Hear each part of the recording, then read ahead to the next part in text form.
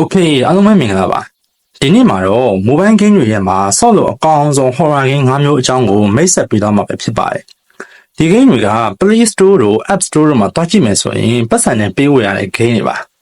ဒါပေမဲ့စိတ်မပူပါနဲ့ brother တို့အတွက်ကျွန်တော် Telegram channel လေးတစ်ခုကိုထောင်ထားပေးပြီးတော့ဒီ game တွေကိုအခမဲ့ download လုပ်ပြီးဆော့လို့ရအောင် channel ထဲမှာတင်ပေးထားပါတယ် channel ရဲ့ link ကိုလည်း comment မှာချထားပေးပါတယ်အဲဒါကြောင့်မို့ကျွန်တော်ရဲ့ Telegram channel လေးကို join YouTube channel လေးကို subscribe လုပ်ပြီးတော့ဒီ video မှာဘယ်လို game တွေကိုမိတ်ဆက်ပေးထားလဲဆိုတာကိုဆက်ကြည့်လိုက်ကြရအောင်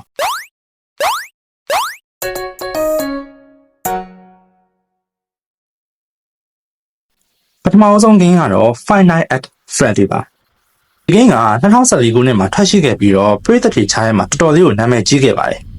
ဒီ game ထဲမှာ brother ကညဆောင်တယောက်အနေနဲ့အလုပ်လုပ်ရမယ်ဒါပေမဲ့ညဘက်ရောက်သွားတဲ့အခါဆိုင်ထဲက animatronic အယုတ်လေးတွေကအတော့ဝင်လာပြီးတော့ brother ကိုလိုက်ဖမ်းတော့တာဒီ game ရဲ့ထူးခြားချက်ကတော့ brother မှာလက်နက်မရှိဘူး brother လုပ်နိုင်တာက CCTV ကင်မရာနေပြီးတော့အယုတ်လေးတွေလှုပ်ရှားမှုကိုစောင့်ကြည့်ပြီးတော့တကားတွေကိုအချိန်မီပိတ်ဖို့ပါပဲဒါပေမဲ့ brother တို့မှာလျှက်စစ်ဓာတ်အားအကန့်အသတ်နဲ့ပဲတုံးလို့ရတာပါအဲ့ဒါကိုစနစ်တကျချွေတာတုံးသက်ဖို့လည်းလိုပါသေးတယ်မနဲ့မိုးမလင်းခင်မှာလျှက်စစ်ဓာတ်အားကုန်သွားပြီဆိုရင်တော့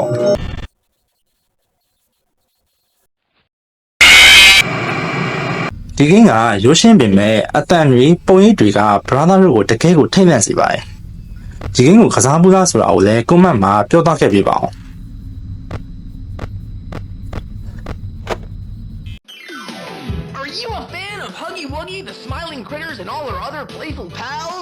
ဒုတိယဂိမ်းကတော့ Poppy Playtime ပါဒီဂိမ်းကအပိုင်း၃ပိုင်းထွက်ရှိထားပြီးတော့တစ်ပိုင်းချင်းစီမှာပို့ပြီးတော့ထိတ်လန့်စရာကောင်းလာတာကိုတွေ့ရပါတယ်ဒီဂိမ်းမှာ brother ကစွန့်ပစ်ထားတဲ့အယုတ်စက်ယုံတယုံလေးကိုဝင်ရောက်ပြီးတော့စူးစမ်းရမှာပါဒီစက်ယုံထဲမှာအယုတ်တွေက brother ကိုလိုက်ဖမ်းနေမှာပဲဖြစ်ပါတယ် chapter 1မှာတော့အပြာရောင်အယုတ်ကြီးက brother ကိုလိုက်ဖမ်းနေမှာပါသူ့ရဲ့ကြောက်စရာကောင်းတဲ့အပြုံးက brother ရဲ့အိမ်မက်ထဲကိုတော့မှပဲလိုက်လာနိုင်ပါသေးတယ်chapter 2မှာတော့ Mommy Longless ဆိုတဲ့ပင့်ကိုပုံစံအယုတ်ကြီးကပေါ်လာပြီးတော့ပို့ပြီးတော့စိတ်လှုပ်ရှားစရာကောင်းတဲ့စိန်ခေါ်မှုတွေနဲ့ရင်ဆိုင်ရမှာပဲဖြစ်ပါတယ်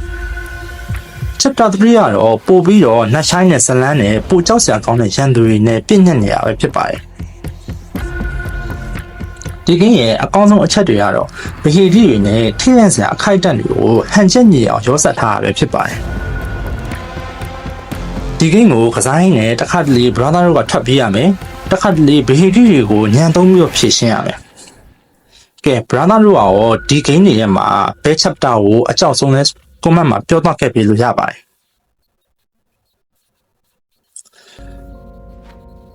game number 3 Little Nightmare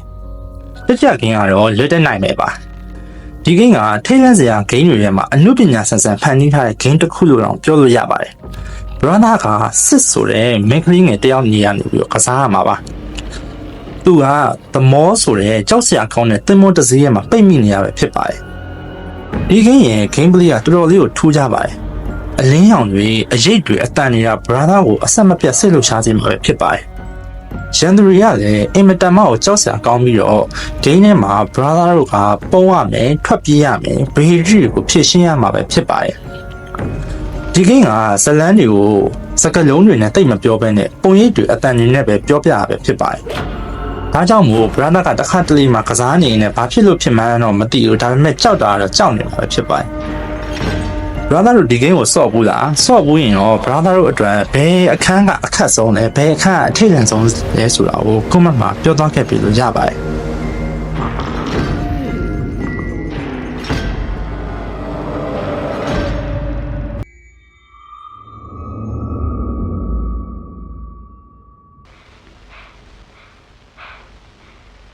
စတုတ်ထခင်ကတော့ Limbo ပါဒီ game က2010မှာထွက်ရှိခဲ့ပြီးတော့တော်တော်လေးကိုရိုးရှင်းပေမဲ့တော်တော်လေးကိုကြောက်စရာကောင်းတဲ့ game တစ်ခုပါဒီ game မှာ brother ကထူးဆန်းတဲ့တော်အုပ်ထဲကိုဝင်သွားရမှာပဲဖြစ်ပါတယ် Limbo ရဲ့ထူးခြားချက်ကတော့အဖြူမဲပုံစံနဲ့ဖန်တီးထားတာပါအရိပ်တွေအလင်းရောင်တွေအား game ရဲ့ gameplay ကိုပို့ပြီးတော့ထိတ်လန့်စေပါတယ်ဒီ game မှာရန်သူတွေကတော့ပင့်ကူကြီးတွေထောင်ချောက်တွေအနေနဲ့ပြည့်နှက်နေတဲ့ပတ်ဝန်းကျင်တွေပဲဖြစ်ပါတယ်brother ကဗဟိတိတွေကိုဖြည့်ရှင်းပြီးတော့ရှေ့ဆက်ပြီးတော့သွားရမှာဖြစ်ပါတယ်ဒီ ဒီဂိမ်းရဲ့အတန်ဒီဇိုင်းကလည်းတော်တော်လေးကိုစိတ်လှုပ်ရှားစရာကောင်းပါတယ်တရွတ်လှုပ်နေတဲ့အတန်တွေရေစီးနေတဲ့အတန်တွေအားစိတ်ကိုအေးချမ်းစေပေမဲ့လည်းတစ်ဆက်တည်းမှာပဲစိတ်ကိုခြောက်ခြားစေမှာပါဒီဂိမ်းကလက်ချက်နိုင်မဲ့လို့ပဲဇလန်းတော့တိတ်မပြောပေမဲ့ brother တို့ကိုအမှန်တကယ်စိတ်လှုပ်ရှားစေမယ်ဆိုတာတော့ကျွန်တော်ပြောနိုင်ပါတယ်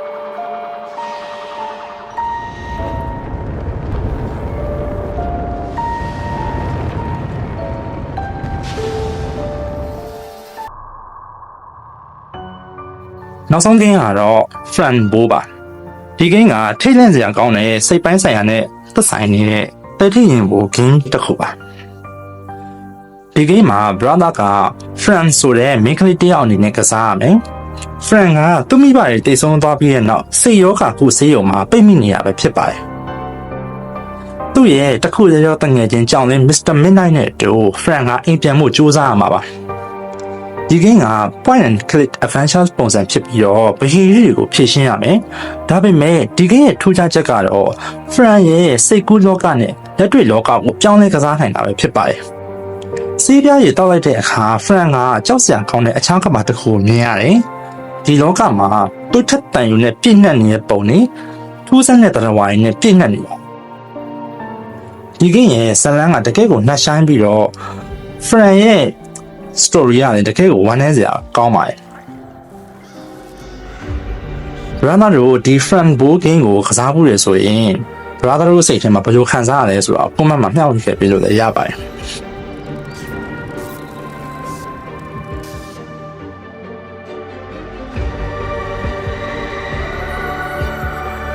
ကဲဒါဆိုရင် brother တို့အတွက်ကျွန်တော်ကထိတ်လန့်စရာကောင်းတဲ့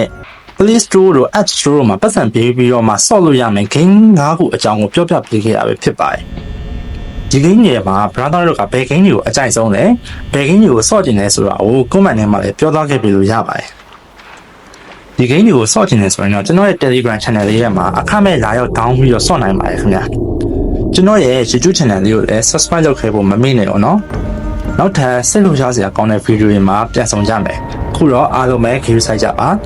See you.